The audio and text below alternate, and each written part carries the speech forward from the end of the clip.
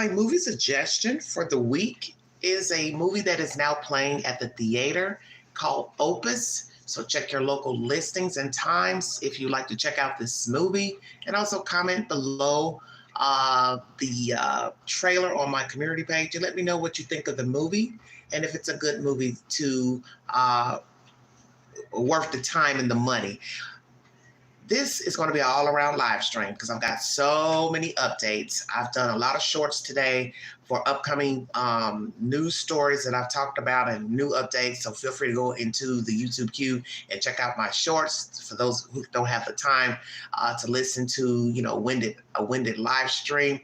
If you'd like to donate to this great network, $McAngie129 Cash App, stickers and chats, and welcome to the live stream. We're going to talk about the Tesla fire in Vegas, Kansas City, protests around the country, vandalisms pertaining to Teslas, and what is going to become of this debacle with Tesla. I saw one video where an older white man was saying he wants to return his Tesla. He doesn't want the damn thing. He don't want it due to all this uproar. And sorry about that, everybody. This live stream is multifaceted. So we're going to talk about Tesla, protests in America, fires, arson in Kansas City, vandalism, and news updates pertaining to stories I've already brought you. Let's get started, everybody. Welcome to Nevada Excel. Enjoy the ride.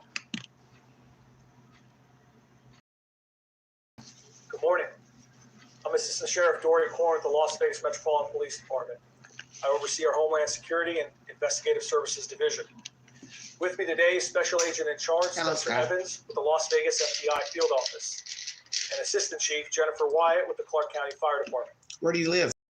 We're here today to discuss an incident that happened early this morning near the 6200 block of Madura Avenue. At approximately 2:45 a.m., we received several 911 calls about a fire at a Tesla collision and sales center. One caller stated they heard gunshots, that there was a subject wearing black clothing, setting multiple Tesla vehicles on fire. Upon arrival, officers discovered several vehicles on fire, as well as the word "resists."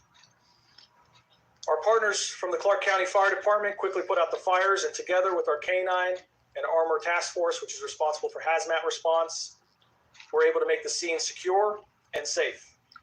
You'll see in this drone footage here, this is one of our deployments of our drones, just providing an aerial footage of the scene and some of the damage caused, to include the spray paint on the door. We are still very early into the investigative process, and the details may change as we come across more information, so I ask you to please bear with us as we continue that investigation. As of now, I can tell you that we believe the suspect approached the business wearing all black clothing, and he used what appear to be Molotov cocktails and a firearm to conduct his attack. At least 5 Tesla vehicles were damaged, to include 2 of which were engulfed in flames.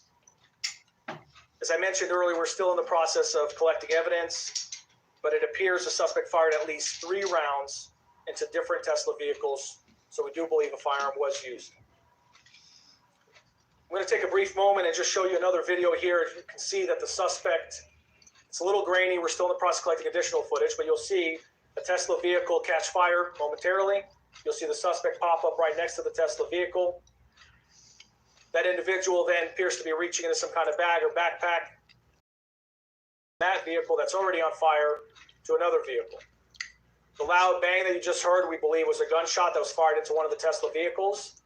In a longer version of the clip, there are 2 gunshots in addition to that are heard.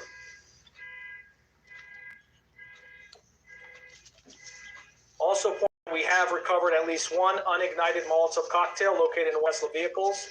We're working collectively with our partners to test that material and process that as evidence. Just to kind of wrap up a little bit on my part here, I'd like to point out this was a targeted attack against a Tesla facility. We do believe that it is isolated at this time. We do not believe that there's any further threat to the general public. However, as a precaution, like we do on many of these types of incidents, we've increased our police presence, in particular at Tesla locations or any Tesla-related locations in the Valley. We've also enacted our major case protocol, which brings together a tremendous amount of resources to conduct a 24/7 investigation and try to bring accountability to the person or persons responsible as quickly as possible. It's important for the public to hear this, which is if you have any video related to this incident, or any tips regarding the suspect involved or anyone involved, please call our See Something, Say Something hotline at 702-828-7777. That phone line is monitored 24 hours a day, 7 days a week. And I'll just wrap up by pointing out something that's important. It's a thank you to the personnel that are out there working since early this morning, and we'll be working around the clock, chasing down every single lead. I'm very confident we have one of the best counterterrorism units in the country. And on that note, I think we have one of, if not the best partnership with the FBI here in Las Vegas. Big thanks to Special Agent in Charge Spencer Evans, who will be speaking here momentarily, but he took the initiative just a couple of years ago to station FBI at the Fusion Center, more than we've ever had before, and to strengthen the partnership more than it's ever been. Just like we have personnel over at the FBI office, and because of that, we work hand in hand on all these types of investigations, and it usually produces results pretty quickly. So with that, I'll pass it on to Special Agent in Charge, Spencer Evans. Good morning. My name is Spencer Evans. I'm the Special Agent in Charge of the FBI's Las Vegas Division. As you know, and as you heard this morning, the FBI has opened an investigation into what was reported as initially as an arson at a Tesla facility that occurred at the Tesla Collision Center in Las Vegas. As Assistant Sheriff Corin noted, the FBI is working hand in glove with our partners at the Las Vegas Metropolitan Police Department to investigate this incident. This is being investigated by the FBI's Joint Terrorism Task Force. We are working tirelessly to gather all the facts. Our agents have been on scene since early this morning. I would note this is where the Joint Terrorism Task Force really stands out, because the departments that contribute to that task force environment. On the FBI side, that includes special agent bomb technicians, weapons of mass destruction technicians, special agents who are conducting interviews, technical specialists who are conducting analysis, and everything else that we might need to collectively bring this investigation to a successful resolution. One thing that I wanted to highlight and make crystal clear, especially in light of reporting that's been ongoing around the country about similar incidents, targeted attacks at Tesla facilities, is that violent acts like this are unacceptable regardless of where they occur. And specifically to those who might think that something like this is justifiable or potentially even admirable crime, we will come after you, we will find you, and prosecute you to the fullest extent of the law. I encourage anyone that's considering something like this to seriously reconsider. We'd like to remind, as Assistant Sheriff Corin said, anyone in the public that has information about this attack this morning or any other incidents around the country, you can contact the Fusion Center Watch here at the Police Department, or you can also contact the FBI nationwide, which is 1-800-CALL-FBI, or you can submit a tip online at tips.fbi.gov. I'll turn some time over to Assistant Fire Chief Jennifer Wyatt from the Clark County Fire Department. Good morning. My name is Jennifer Wyatt. I'm a Deputy Fire Chief with Clark County Fire. At approximately 2:44 this morning, our Combined Communications Center received multiple calls for a car fire. Our protocol for this is a single unit response, which engine 21 went en route. After realizing the address and the location, they added another engine for water supply issues. 2 engines responded. The first arriving engine arrived at 2:54 and successfully extinguished both car fires vehicles before anything extended to any other vehicles or the business itself. The fire was contained to the 2 vehicles exposures from the flames. We were able to extinguish both of these fires before it got to the battery compartment, which is critical in extinguishing any vehicle fires. Currently on scene, we have our Fire Investigation Division, including our ATF K9, which was requested by Las Vegas Metropolitan Police Department Armor Division. We will continue to support the investigation and provide any critical updates to you guys and to my team. Thank you. With that, we'd like to open it up to some questions. Just again, I'll just remind everybody, we are early into the investigative process, so there's only some information we have. Yes. There's also a fire at a Tesla site in Kansas City. At this point, do we know if the incident here in Las Vegas is connected to the Kansas City? We're still early into the investigative process. In terms of the national efforts, I'll turn it over to Special Agent in Charge Spencer Evans. So the question is about reports of other attacks at Tesla facilities, specifically in Kansas City, but there's also been reports elsewhere in the country. Again, too early into the investigation at this point to conclusively determine if they're connected, but that remains an active part of the investigation, is determining if there are any links among any of the attacks that we've seen. Go ahead.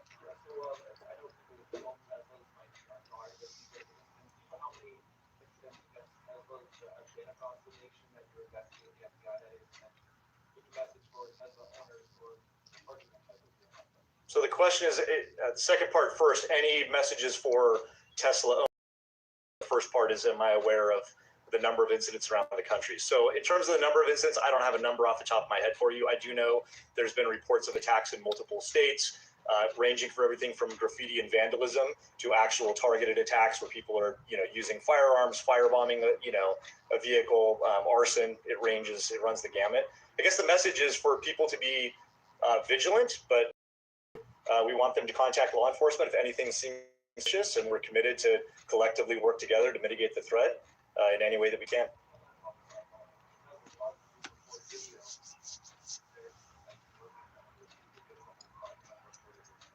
So I'll defer to Assistant Sheriff Korn on that. I do know 1st of January, everybody here in Las Vegas knows we had another prominent incident with a Cybertruck, and video was a key component of that. And so we will leave no investigative stone unturned collectively to be able to solve this particular crime.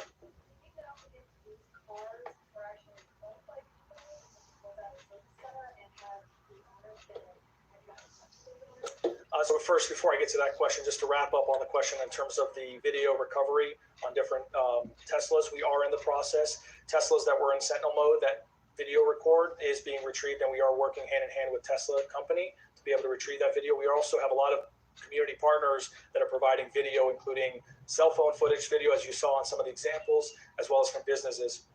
To answer your question, I'm sorry, repeat it one more time so I answer correctly.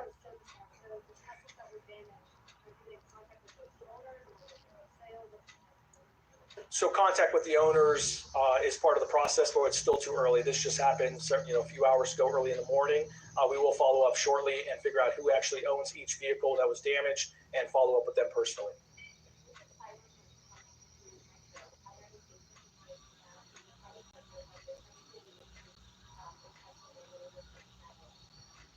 So the first question is that with our Tesla cyber fleet that's coming into the Las Vegas Metropolitan Police Department, are there any concerns in terms of the safety of that fleet or anything related to that?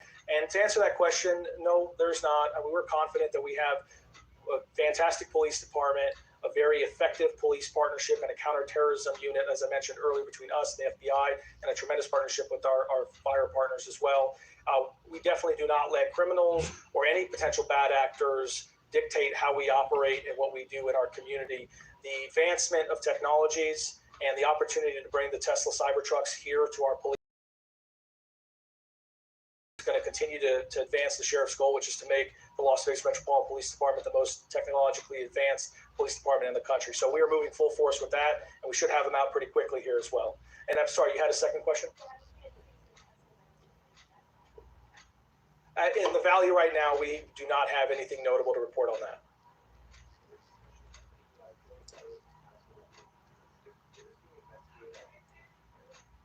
So I'll turn it over to the FBI special agent, since it's a question about the Joint Terrorism Task Force. So the question is this being investigated as an act of terrorism? The investigation is still in its infancy, but the investigative arm that is looking into this is the Joint Terrorism Task Force, so that we can get to the bottom of that question itself. Was this terrorism? Was it something else? It certainly has some of the hallmarks that we might think, the writing on the wall, potential, political agenda, there's an act of violence. So none of those factors are lost on us. And so we are taking the full, brunt of all the FBI resources we have available with Las Vegas Metropolitan Police Department to make sure that we have an understanding of who did this and why.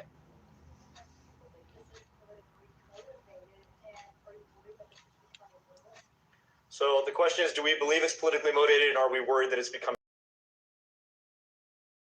There's certainly nationwide been an uptick in folks who feel empowered to commit acts of violence. In this case, against Tesla facilities and vehicles and their owners, for some particular reason that might be their political bias. That is absolutely unacceptable. In terms of how we're investigating, again, this particular case. It falls under the purview of the course that we can bring every resource that we have to bear and get to the bottom of what happened and why.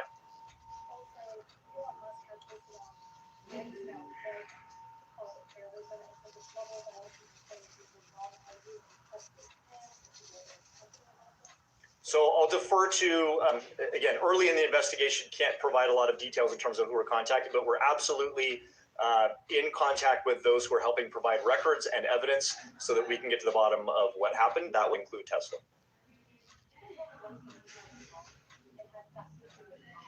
So still too early in the investigation to describe how many people are involved. I'll defer to Assistant Sheriff Korn if you have any other details on that. For sure, there's one individual, you saw them on camera, but in these investigations, we do not exclude the possibility that there could be someone assisting them or another individual as well involved as well. So we're still in the process of figuring that out before we determine whether it's a solo person.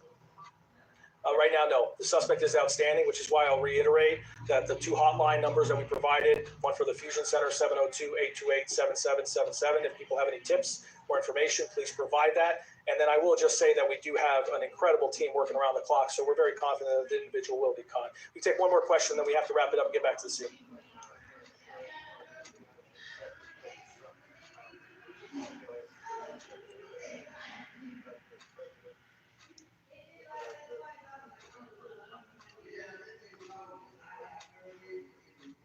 So at least for the Las Vegas Metropolitan Sorry about the background Department, noise. at this time, I'm not aware of anyone who's spoken directly to the President of the United States on this incident. I can tell you that we are sharing information with all of our federal partners, and at this point, the Special Agent in charge, Spencer Evans, pointed this out. We're not ignoring the fact that there are clear factors that this could be politically motivated. We are going to investigate all aspects of this and not leave any stone unturned, and not leave any possibility or theory on motive untouched. So at the end of the day, we are exploring all options at this moment. As of now, I'm not aware of any reward money, but with that, I'm sorry, folks, we do have to get back to the investigation. We'll have an update to you as soon as we have more information. Thank you. All right, everybody, it's news 3 if you're curious. So we're going to go back to the beginning of this debacle, fires. Wow, drone footage of the area. As you see, resist is written on the Tesla doors. Who is the perpetrator? Is it a he, a she? Are they working alone, in a group? Did they travel to Las Vegas to exact this crime? Is this politically motivated? There has been a lot of nasty business going on in Washington, D.C. pertaining to the new administration, Mr. Elon Musk on board. And is this the motivation behind this said crime? You also heard during this live audio feed visual that there was a crime in Kansas, so I'm going to bring you that information. Electric is the source. Several Tesla vehicles were set on fire at Tesla Service Center in Las Vegas. More Tesla vehicles were set on fire in Kansas. Arson is also suspected in this case, but it's not confirmed. Tesla is facing protests at stores across the U.S. over masses trying to negatively affect Elon Musk, who many believe is establishing himself as an oligarch in the U.S. On top of the peaceful legal protests, more extremist groups are also attacking Tesla with vandalism. Cars have been burned down, keyed, and Tesla stores had windows broken, have been graffiti, and even shot at. Protests are not slowing down, with over 100 planned for the next 2 weeks, and unfortunately, the vandalism attacks on Tesla also don't appear to be slowing down. Just last night, there are 2. First one was at Tesla Service Center in Las Vegas, where several vehicles were reportedly set on fire. And as you heard in this commentary, at least 5 cars were damaged. The Las Vegas Metropolitan Police said that they were told that an individual set the vehicles on fire, but they are still investigating. The FBI is reportedly being involved. President Trump said last week that he wants to classify vandalism against Tesla as domestic terrorism. We previously reported that the FBI has already gotten involved in several instances of vandalism at Tesla stores. In a separate instance in Kansas City last Cybertrucks burned down at the local Tesla store. A KCPD officer spotted the fire and tried to extinguish it himself, but couldn't. Firefighters had to come and the fire spread to a second cyber truck in the meantime. KCPD bomb and arson unit is investigating the cause. Therefore, arson is also suspected, but not confirmed yet. Those have at times caught on fire on their own, although it's a rare occurrence. Electric's take, and this is the author of this article that I'm reading to you. As we have often mentioned in the last few weeks, we sympathize with the people peacefully protesting and boycotting Tesla, but we condemn any violence, including vandalism. The protests and boycotts are much more efficient in affecting Tesla than any form of violence, including setting cars on fire. Tesla will just collect the insurance anyway. Everyone getting involved in this is actually eroding the credibility of the Tesla takedown movement. So this is by Electric. Okay. And they are the spokesperson for this article. And they're basically letting you know they do not condone any type of violence against Tesla, and that it's defeating the purpose because it's a company like any other company, and they're just going to collect the insurance money, which is true. Now, there will probably be some people who will rally behind the person setting these arson, setting these cars on fire, trucks on fire. As you've seen, people rally behind that young man who shot the CEO of United Healthcare. We have a lot of wild cards out here, and now we're seeing more and more people, condoning violence, condoning lashing out, retaliation, vigilante justice, if that's what you want to call it. But as you see, Mr. President 47 says it's going to be an act of terrorism if you're violating, vandalizing any Tesla company and its vehicles. And also the FBI is involved in the incident that took place in Las Vegas. What a hot butter mess. Resist. What is the mythology behind that statement on the building? We will see. Will there be more protests? Will there be more vandalism, fires, arson? I don't know. I hope not, because we don't want anyone getting hurt, whether you like Elon Musk or not, Donald Trump or not. You don't like the truck cars itself. In the end, it's just a car. It's just a truck. It's just an entity. And that's what you always have to remember about retaliation.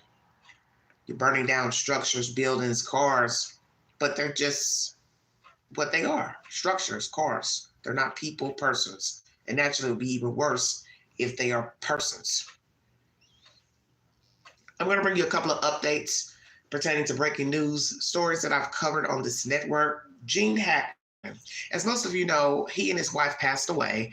The coroner says that he died 1 week after his wife died.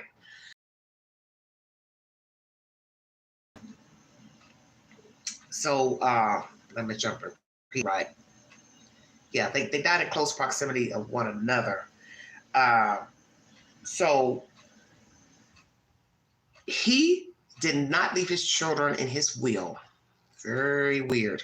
So that means he was also roaming around his house with dementia, not aware of his faculties, probably starved to death also. And they also said he had a heart condition, which led to his death. So we have two people who have died within a week of one another. The wife died of the hantavirus, and that is a virus pertaining to rodents, infestation, urine. And so I'm assuming that perhaps their house possibly was infested. Don't know. Just going out on a limb. We also learned that pest control was at their house 2 weeks beforehand. She also went to the doctor. She was supposed to be trying to go to the doctor on the 12th, but she canceled because she said something was wrong with her husband. So obviously she didn't know she was as sick as she was. That's what they're stating, that possibly, her life could have been saved. And also I brought you information pertaining to the hantavirus, that with care and going to the doctor and being diagnosed, it is curable. So I don't know if she knew that's what she had or not. She felt like she had congestion issues, some problems, but didn't feel like, I guess, just dire that she needed to go to the emergency room. So this lady could have lived had she gone to the doctor. But anywho, he left his estate to Betsy. Now, her specification was if indeed she died in a short proximity, 3 months or so of her husband, her estate is to go to charity. So there's a debacle now. You got a whole house, a man worth $80 million, he and his wife, and there's nobody in their paperwork to take the reign of the monies, homes, cars, etc. So where will the money go?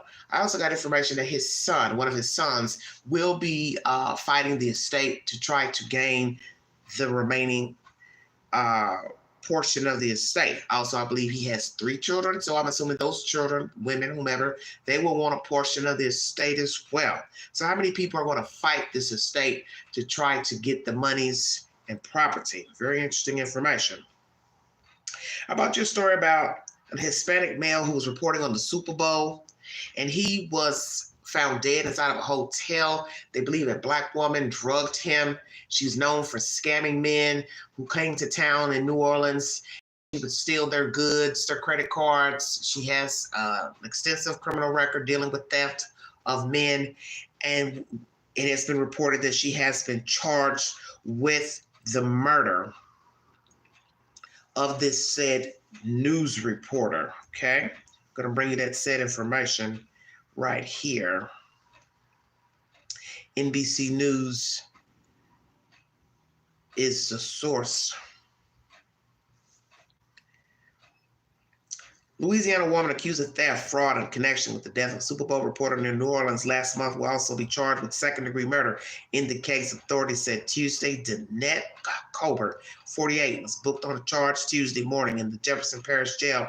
Kenner Police Chief Keith Conley told reporters a preliminary autopsy listed the cause of death for Aiden Manzano, 27, as the combined toxic effects of alprazolam, an anti-anxiety drug often sold under the brand name Xanax, and ethanol. Jefferson Parish Coroner Gerald Savidovich said during a news conference. Positional asphyxia was a contributing factor, he said. When Manzano was found dead in a hotel room February 5th in Kenner, New Orleans, he was face down in a pillow, the coroner said. Manzano's manner of death was listed as undetermined, he said. Colbert has been accused of several other fraud cases, some of which included allegations of drugging. Citing an ongoing investigation into the reporter's death, the police chief declined to provide additional details about the murder charge. It remains unclear who provided Manzano with the alprazolam found in his system, which was described as not an insignificant amount. Colbert's lawyer did not immediately respond to a request for comment Tuesday. He has previously said that she should not be judged on her criminal history. Well, most people are going to judge her because she has a history of theft and drugging men. And also, I believe some more men came forward after this man was found dead in that hotel. During a bond hearing last month, an investigator with Kenner Police Department said that Manzano did not have a prescription for the drug, which was also found in Colbert's home. So see, now we have a connection. Those are the questions people are going to ask. Did the man take Xanax? Well, if he didn't take Xanax, and then now they find that same deliberate drug, specific drug, in the woman's home, also found some of his personal effects in her home as well. Okay, last time I read an article. Okay, it says Manzano's blood alcohol level was found to be 3 times the legal limit. When combined with alprazolam, also a central nervous system depressant, the result can be really bad, he said. One of the dangers, the coroner said, is you wind up in a position where you are obstructing your ability to breathe. Authorities also announced the arrest of a second person in connection with Manzano's death, Ricky White, whom Conley described as a transient, taken into custody in Florida on charges of robbery, illegal transmission of monetary funds, computer fraud, and bank fraud, and is awaiting extradition, the police chief said. It wasn't immediately clear if he has a lawyer to speak on his behalf. Colbert has been in custody without bond since her arrest February 7th, 2 days after Manzano was found dead in his hotel room in Kenner, West. Manzano, a Kansas City-based reporter for Telemundo, was last seen entering his hotel room with Colbert on the morning of February 5th. Authorities have said his body was discovered later that day. Investigators found that they believe is Manzano's cell phone at Colbert's home, according to Kennard Deputy Police Chief Mark McCormick, who said she also allegedly used his credit card at a New Orleans area store. She was charged last month with bank fraud, computer fraud, robbery, illegal transmission of monetary funds, and purse snatching. Colbert was previously charged with at least 5 fraud and theft cases in 2 states. Since the announcement of her arrest and Manzano's death last month, authorities in Kennard have fielded a dozen inquiries from people who believe they or a loved one were a victim of Colbert's, McCormick has said.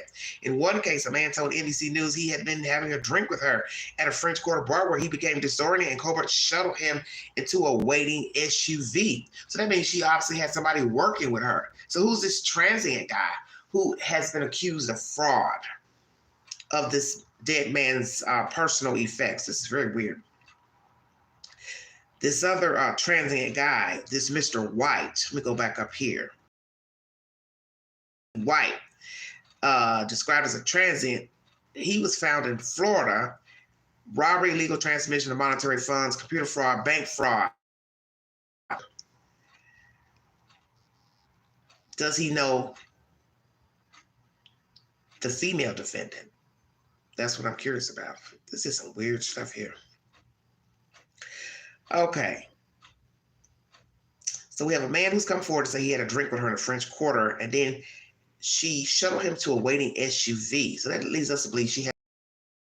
When he awoke hours later in a nearby home he was working on, his phone was missing and $80,000 in savings had vanished from his cryptocurrency account.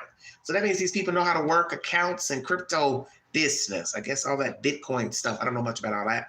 But anyway, obviously, she knew how to move funds around.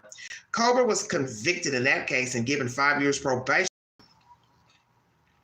See, not even a lot of time. A sentence that the Louisiana Attorney General recently described as improper because of Colbert's criminal history. She previously pleaded guilty in 2 other Louisiana cases, serving probation in one and prison time in another. Charges in 2 Las Vegas cases were dropped when the victims said they did not want to testify in court. Colbert's attorney in those cases told the Associated Press. So those men probably didn't want to testify because they didn't want people in their business knowing they were robbed by this woman and possibly they had girlfriends married. They didn't want that to get out. She's been a busy bee because now you're talking about all the way out west in an entirely different jurisdiction. And told NBC News that they believe Colbert was behind a French Quarter Uber scam that led to the theft of their phones and thousands of dollars linked to accounts on their devices. Both men said they reported their allegations to the New Orleans Police Department in 2021 at the time of the alleged crimes, but no arrests have been made. Colbert has not been identified as a suspect in either case. A department spokesperson has said that it investigates every case filed with it. Detectives are examining any and all cases that could be linked to Ms. Colbert. Authorities also suspect Colbert had a part in the December 15th death of John Jenkins, 55, who was found unresponsive in a New Orleans hotel, according to McCormick. Jenkins' death was ruled accidental and attributed to cocaine and ethanol toxicity. Jesus Christ, this is crazy. McCormick did not provide details about what role authorities believe Colbert played in his death. The Louisiana State Police and New Orleans Police, which are assisting in the investigation, said they were not able to discuss any of the details involved in the investigation. This is crazy. So they thought Mr. Jenkins' death was ruled accidental and attributed to cocaine and ethanol toxicity. Well, we now know ethanol was also in the other case with Mr.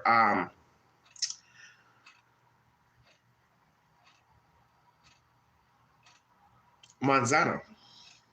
Same thing. Xanax and ethanol was found in his system. All I can say is she won't be getting out of jail anytime soon, Ms. Colbert, to commit any more type of drugging, frauds, murder. And now you're talking about 2 dead men. This is not good at all. This is not good. Not good at all. Well, as most of you know, Sean Puffy Combs in court, looking grayer, more frail, gray beard, gray hair. He's pled not guilty to 2 new charges against him by employees.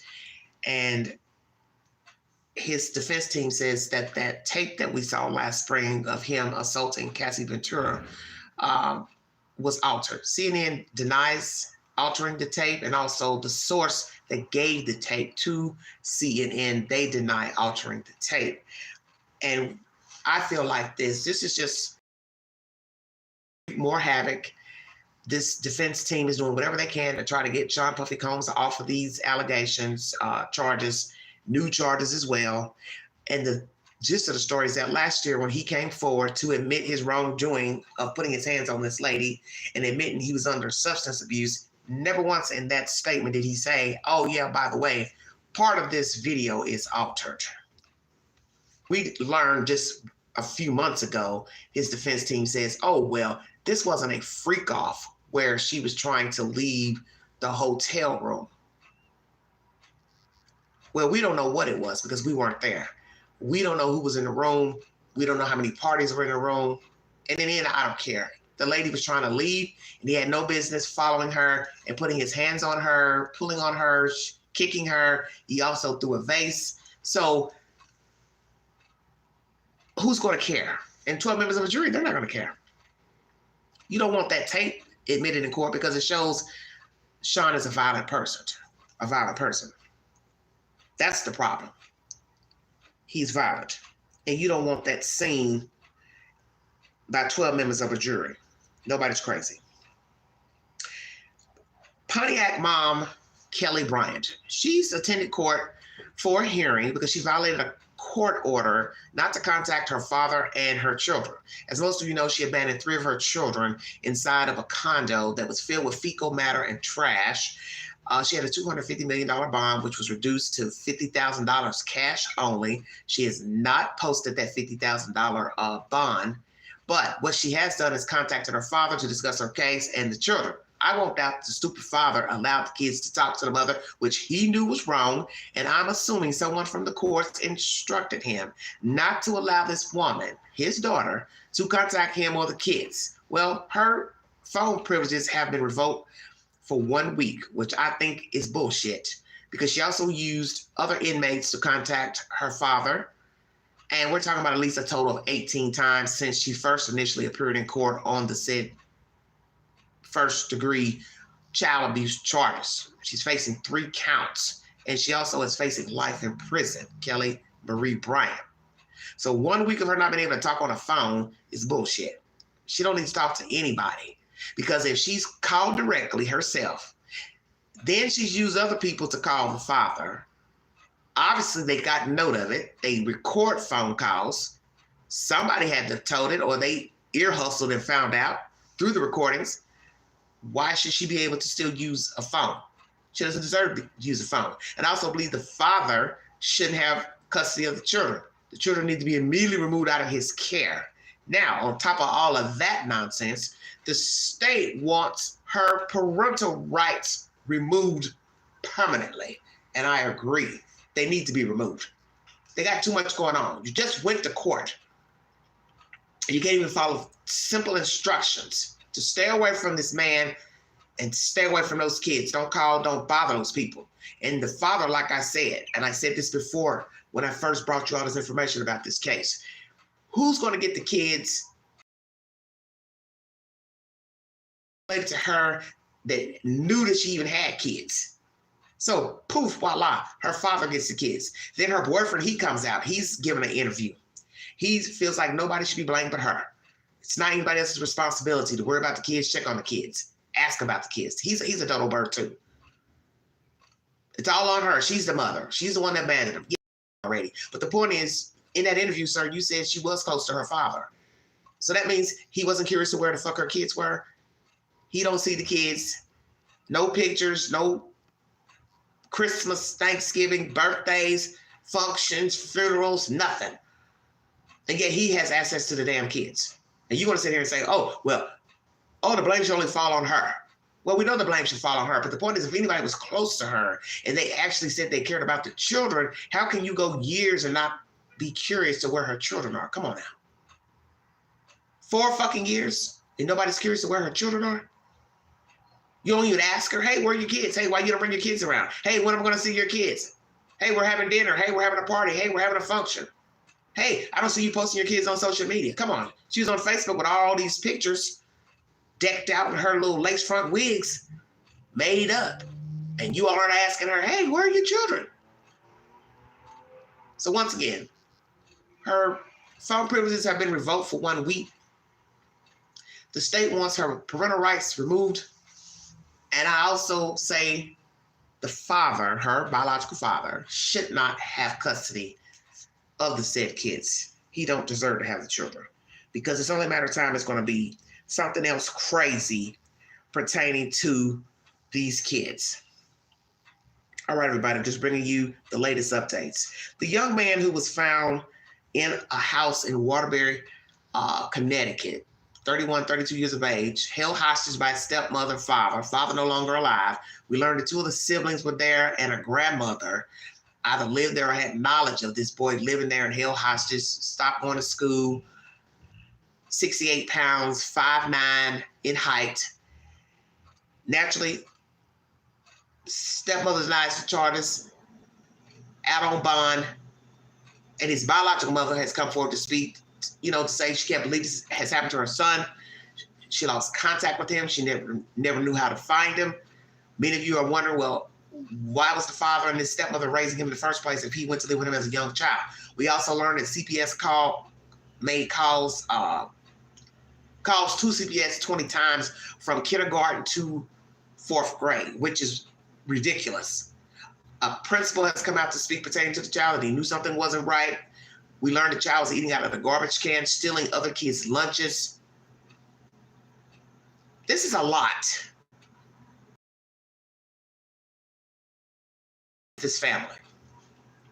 So her lawyer is trying to put it off on the dead man, the father. Oh, it was all his fault, blah, blah, blah. Well, you can't say it's his fault because he was married. And he had a whole wife who went along with leaving this man in a room with a bare minimum of food, water. He was drinking out the toilet, I believe at school and home, just so he could sustain life. And anybody with sense knows a person 5'9", weighing 68 pounds, they were starved. There's no other way to look at it. Her lawyer claims he could roam around about the house. He could leave whenever he wanted, do whatever he wanted. Well, our understanding is that there were locks on the doors. And when you watch the body cam footage, you'll see the police asking her questions about the son and who's all in the house. And she lets it be known that he's in there. She claims she was trying to help him, blah, blah, blah.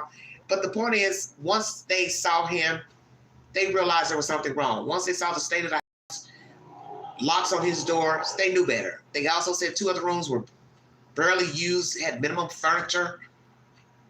Don't know where her other 2 children are, daughters, where they're living. But we also learned they grew up in that house. So they have knowledge of this man being abused, taken out of school, not fed.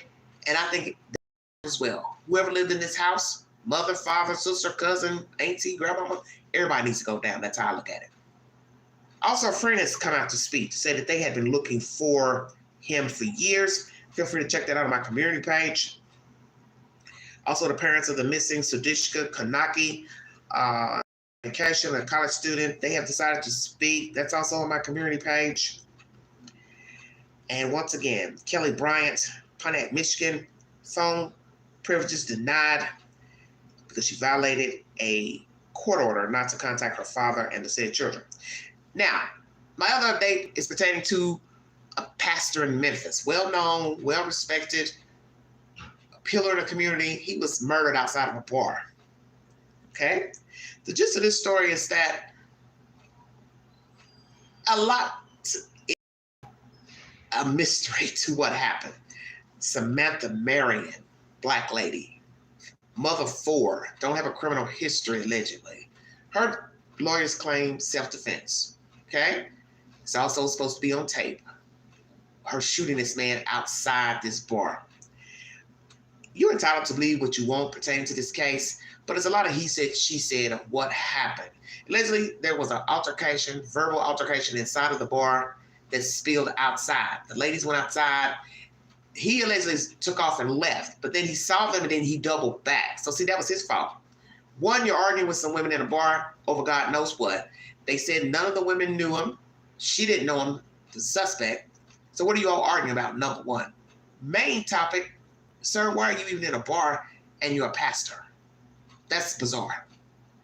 Even if they have good food, and that's why he was there, you can't explain being there at 1 a.m. Where's your wife? She's at home. Yes, he's married. He and the wife founded a church together. Okay? So make it make sense. So you allegedly arguing with these people over God knows what. You're in a bar, shouldn't even be there. You leave, and then obviously you went somewhere and saw these ladies outside, so you go back to start an altercation again. We learned that he took the lady's phone, threw it on the ground, threw a beer can at her. See, this is just too much for strangers. But I've learned that people are ignorant, and if a person decides they're going to spit on you, hit you, grab your phone, whatever. The rumor is that she was filming him, and there was something on the phone. But her lawyer said that's not how it happened. He took her phone from her on that second round outside and threw it on the ground. So maybe he just got mad, grabbed her phone.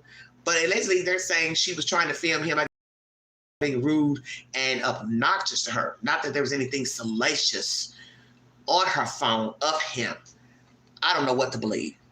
Allegedly, she went to her car, got a gun, shot him. Her mother has spoken out saying she, her condolences to the family, but her daughter is not a troublemaker, and she would only defend herself if need be. And she felt like she was defending herself and the friends. The friends are also saying the same thing. Even one of them tried to get in between Samantha and Pastor Floyd. I don't know what the hell happened in that bar. But one thing I do know is that this went too damn far. And I feel like this man shouldn't have been there. I'm not saying he deserved death, but I wasn't there to hear whatever the hell was going on inside of that bar. And as I have shared my own personal experiences with you all of going out for the evening and telling you about my little incident just 2 weeks or so ago with a guy who became irate over nothing, you do have some sick people out here who do not go out to enjoy themselves. They go out to wreak havoc, and everything's about your response. And in an instance, I could have responded in a very aggravating factor. I could have jumped up, started punching the guy, hitting him, or I could have pulled a weapon out. Do you understand what I'm saying? See, everything's about the response. He didn't have no business in that damn bar. That's how I look at it. He had no business there. So I don't know what was said in there, but he shouldn't have been there. She was supposed to post bond today, if I'm not mistaken. She also has another court appointment tomorrow. Samantha Marion, mother of 4, lives at home with her mother. So I'm sure the children are devastated, don't have their mother around. But it is what it is. So will she post bond? Will she be able to walk around until trial? And what will 12 members of a jury think? Now, I got one more crazy part of the story to add on to that. The state's attorney's office, they are recusing themselves from representing the case, okay, against Samantha Marion, because one of the attorneys worked with the pastor. So they don't want any fuddy-duddy and anybody thinking that there's any improprieties on their part. So they're going to have to find somebody else in the state to try this case against Miss Marion. How about that? But that just goes to show you how small the world is. People know each other. People fraternize with each other and also believe this same lawyer might be the one that just joined the church recently. So the problems. So they will not be prosecuting the case. Somebody else will have to come in and do the job of prosecution. So those are the latest developments pertaining to Miss Samantha Marion. Wow, wow, wow. Once again, my movie of the week is Opus, now playing at a theater near you. So I've brought you information pertaining to Gene Hackman and his wife, the latest developments. He does not have a will. The person he left all his belongings to, monies, she's now dead too. And she was going to give all her belongings to charity. So we have 2 dead people with nobody to leave their belongings to. And allegedly his son is fighting the estate. Brought you information pertaining to Sean Puffy Combs and the CNN tape. CNN denies altering the tape. Source denies altering the tape. And also Mr. Gene Deal, who worked for Sean Puffy Combs, forgot to mention this as well. He claims that Sean and Mr. Kurt Burris, who worked alongside Puffy many years ago for Bad Boy, they were having some type of love affair. He said that he would drop him off at his apartment, which he thought was strange. Sean would say, oh, take me by there. It's a money drop. But then he said he would spend the night. And I said, well, why is he telling this now? Didn't you feel funny taking this man to go sleep with another man? Or did you do like what everybody else has done? You just whatever he told you to do for the almighty dollar. As many of you know, Mr. Gene Deal has been very vocal about his time working for Sean Puffy Combs and what he noticed as a bodyguard for him. Now, please check out my extensive conversations pertaining to the Idaho 4 roommates, Bethany and Dylan. 911 call has been released. I've talked about that the past week. Feel free to check out that content. And also the mother whose children died in a van at a Detroit parking garage, casino garage. She was gifted a house, but now there may be possibly investigation into the deaths of her children. And the reason why is because the boy child had lice covered on him, and the little 2-year-old had all of her teeth rotted. So that's very suspicious in nature. And that would lead any logical thinking person that her children were not getting the proper care, possibly weren't going to school, because let's be truthful. How is one person covered in lice in a van with other people living? Wouldn't the other people have lice on them? The other children? Why would a 2-year-old have rotted teeth? You barely have teeth in your mouth at 2. So I don't believe this lady took care of her children. And I think it's weird that she and her mother both were homeless with children living in a van. 2 able-bodied adults, but they didn't have anywhere to live. So I think there's more to that story. A whole lot more. And the father, I think he's a nimwit.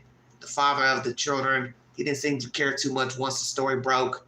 And as I told people in my commentary and also on the Chris Thorne show, if you couldn't come pick up your kids or take your kids to live with you at your house where you're staying with your girlfriend, where did you visit your children since they were homeless? Out way.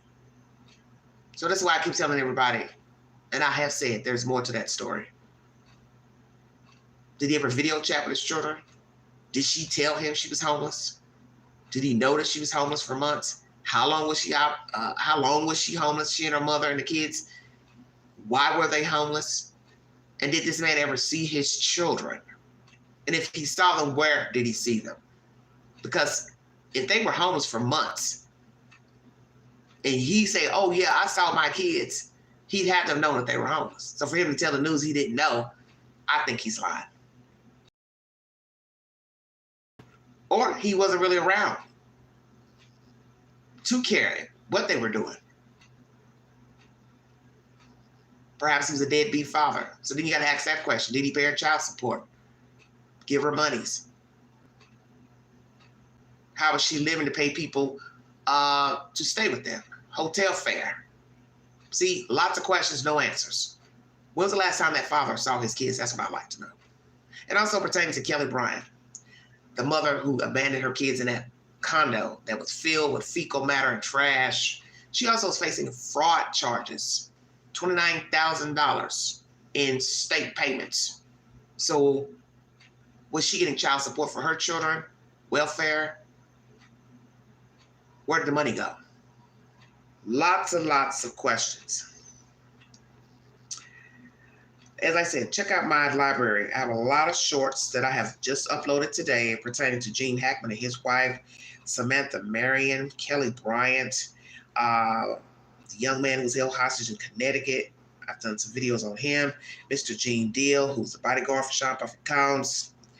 And also Sean Puffy Combs and his defense team saying that the CNN tape was altered. Just going through all my uploads here in the past day or two.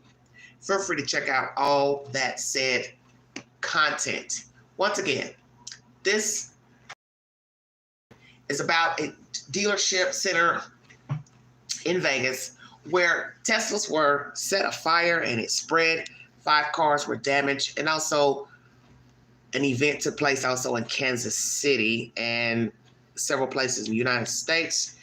I'm assuming the FBI will be working that case also in Kansas City. There's also many protests going around in the United States. Tesla and I guess Mr. Elon Musk, Mr. 47. We're in dire straits right now. And I don't believe in acting out violently because violence doesn't solve anything. But I get it. People get hot-headed. They get upset. They feel like they're a right fighter for what they believe in. Now they want to start putting their hands on people and things. But setting fires, shooting people, killing people, Rioting is not the answer.